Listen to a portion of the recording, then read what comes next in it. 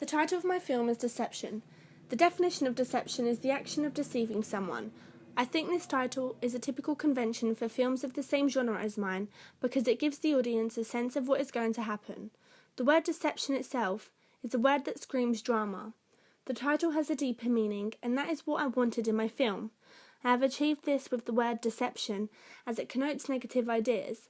This word is also portrayed throughout my film when my main character Anna is living in a lie, yet shows the world how perfect her relationship is, when in reality she is living in a nightmare. My target audience research was a vital stage in the deciding of the title. 60% of my target audience said that they thought it was more important to establish the character rather than anything else at the beginning of a film. By naming my film Deception, it gives the audience a rough idea on what my opening sequence is going to be about. Other productions also use this to establish their film at the start. For example, The Notebook and The Titanic.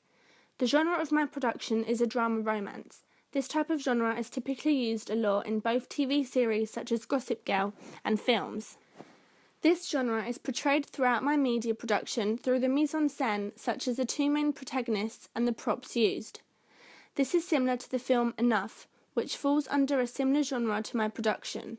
The soundtrack throughout my production is used for emphasis on the atmosphere to develop the emotion and distress of the main protagonist.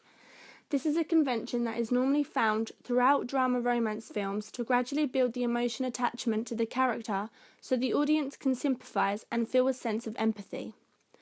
The no use of dialogue and only a voiceover is used to emphasise the guilt of the other character to the main protagonist and also to reach out to the audience and portray that this is something that truly happens in the everyday life.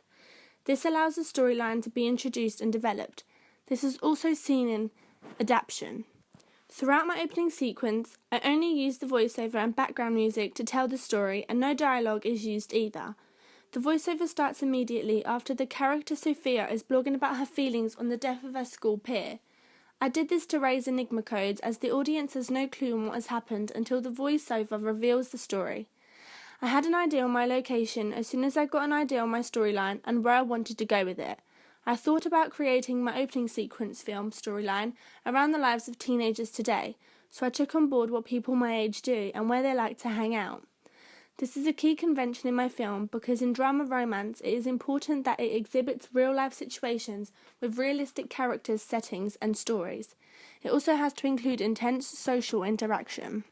I chose a train station because many train stations tend to not be very quiet during the day as many people are getting on and off trains. The other main location I set my film around was the bedroom. Teenagers spend half their days in their rooms on the computer as shown in my film, when the girl is blogging about what happened and using it as the voiceover. I use this to portray to the audience that there are two sides to everyone, and my location helped me do this. Outside and inside are two very different surroundings, and with two different surroundings comes different behaviours, and this is what I wanted to put across to the audience.